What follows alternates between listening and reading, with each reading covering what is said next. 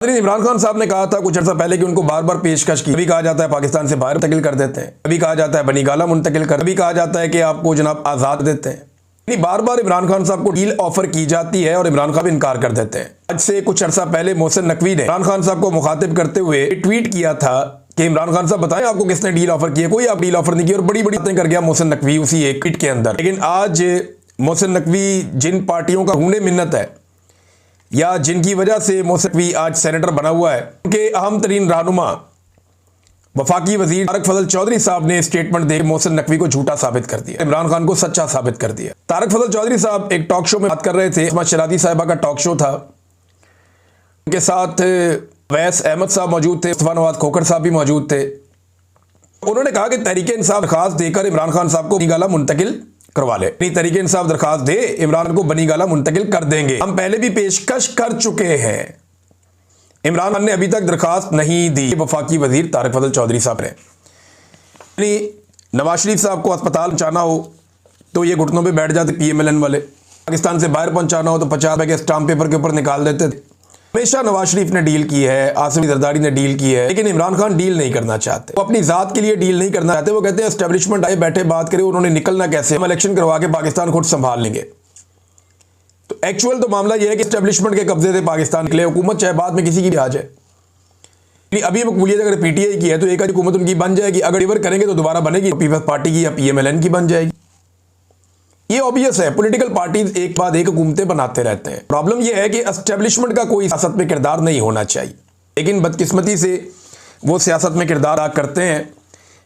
अब एक मरतबा फिर जो है वो साबित हो गया कि इमरान खान साहब ने जो कहा कि उनको बार बार पेशकश की जाती है, वो इमरान खान साहब की बात दुरुस्त थी। मोहसिन नकवी साहब ने गलत बयानी से काम लिया, ये तारक फजल चौधरी साहब के स्टेटमेंट से पता चलता है। लेकिन मैं आपको ये बता देता हूं, जो मेरे पास इंफॉर्मेशन है कि एस्टेब्लिशमेंट इमरान खान साहब से बात ना चाहती थी। एस्टेब्लिशमेंट ने ये फैसला भी कर लिया कि यास्मीन राशिद साहिबा को छोड़, लीग का बहुत प्रेशर था और शाह महमूद कुरैशी साहब को भी रिहा कर दिया जाएगा।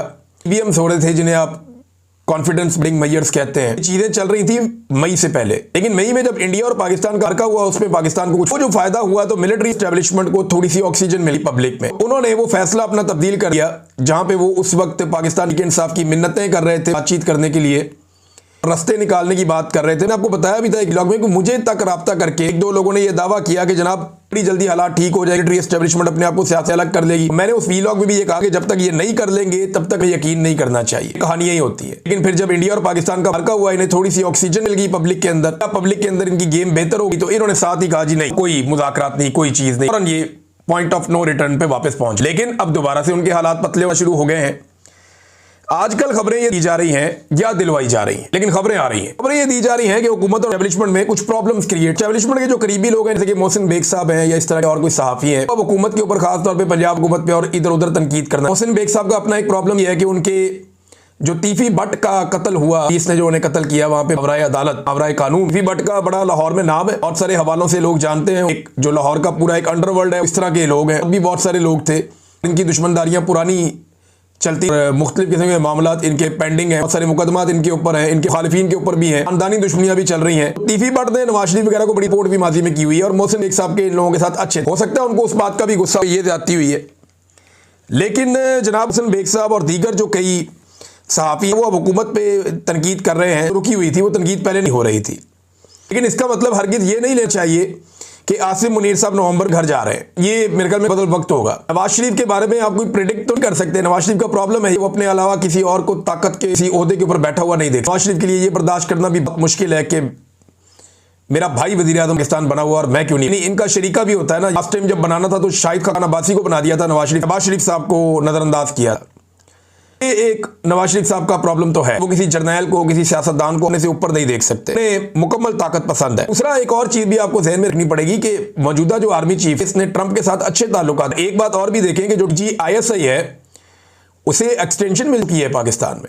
एक फेज तो तय हो चुका है कि GISI वो एक्सटेंशन ले चुके हैं आर्मी चीफ के, ट्रंप के साथ अच्छे 5 साल वाला कानून पहले बना हुआ। तो क्या वाकई आसिम मुनीर साहब नवंबर घर चले जाएंगे? तो मेरे ख्याल ये इस तरह की चीजें बाद वक्त फैलाई जाती हैं कि थोड़ा सा जो लोगों के अंदर एक मोमेंटम बन रहा है या रिएक्शन आ रहा है, थोड़े मुतमईन हो जाए। लोगों को जब लगता है कि वो बगैर लड़े जीत सकते हैं तो वो लड़ाई का इरादा तर्क कर। औकात ऐसी चीजें इसलिए भी फैलाई, वजह नहीं है कि इस तरह के किसी पगंडा पे भरोसा किया जाए। हर जमहूरियत संद को आसरा दिया जाता है वक्ती तौर, फिर वक्त भी निकल जाता है। आजकल नून लीग और पीपल्स पार्टी वालों को देख रहे हैं ना, वो आपस में नूरा कुश्ती है। ऐसे ही इमरान खान मैदान में आएगा, देखिएगा ये दोनों मिलकर इलेक्शन लड़ेंगे।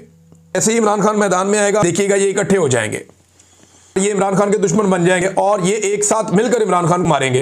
नूरा कुश्ती इसलिए कर रहे हैं कि अपने अपने हलकों में अपने अपने लोगों को थोड़ा सा एक्टिवेट करें, क्योंकि इनके कारकुन की अब ये कैपेसिटी रही नहीं कि वो पाकिस्तान के इंसाफ का मुकाबला करे, उनके बयानिए का मुकाबला करे, लेकिन एक दूसरे के बयानिए का मुकाबला कर सकते हैं। तो इसलिए कारकुन को मुतहर्रिक करने का इन्होंने एक नया तरीका निकाला है, आजकल काम कर रहे हैं। राणा सनाउल्लाह का एक बयान आया, उसको नजरअंदाज नहीं कर सकते इस मौके पर, वो थोड़ा अजीब बयान है। उन्होंने कहा जी फील्ड मार्शल आसिम मुनीर के होते हुए सियासतदानों ने मौका गवा दिया और मसाइल हल ना, शायद कल कोई ऐसा आ जाए जो उनको कहीं ना दे। ये बात याद रखें, राणा सनाउल्लाह साहब ने बात की, इसके 3 पहलू हैं। नंबर 1 तो ये है कि फील्ड मार्शल के जाने के बाद इनके होते हुए सियासतदानों ने मौका गवा दिया, कोई नया आ गया। इसका मतलब यह है कि राणा सनाउल्लाह साहब एक इशारा दे रहे हैं, फूड फॉर थॉट दे रहे हैं, जैसे मैंने पीछे आपको बताया भी। हो सकता है वो सोचने के लिए लोगों को एक मुहैया कर रहे हैं कि जनाब ये इस फील्ड मार्शल जा भी सकता है। फील्ड मार्शल बनने का फायदा क्या जब नहीं था, जाने वाने का इरादा तो किसी का, कुर्सी पे जो आता है वो जाता नहीं, इसे भेजना पड़ता है। आज तक आर्मी चीफ की कुर्सी पे जो भी आया वो गया नहीं। आसिम मुनीर साहब भी जाने के नहीं है, उनको भेजना पड़ेगा। जनरल बाजवा जिस वक्त अपनी स्टिक हवाले कर रहे हैं आसिम मुनीर साहब की, उनकी बॉडी लैंग्वेज आपको याद है, एक मुर्दा बॉडी लैंग्वेज थी उनकी,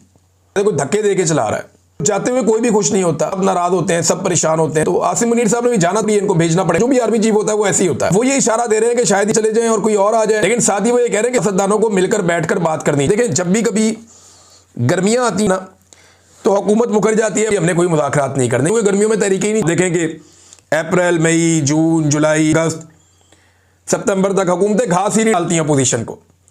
ये 6 महीने वो कहते हैं जी भाड़ में जाओ, कोई बात नहीं, मुज़ाकरात नहीं करने। लेकिन जैसे ही अक्टूबर का महीना चढ़ता है, हुकूमतों को मुज़ाकरात याद आ जाते हैं। पता है अब ये तहरीक का मौसम है, इनको एज करो, बिठाओ इनके साथ मुज़ाकरात को, टाइम निकालो, 2-4 महीने निकालो, उसके बाद फिर खुला छोड़ दो, मोमेंटम इनका आएगा ही नहीं, तहरीक नहीं चलेगी, साल निकल गया, अगले साल में फेंकेंगे।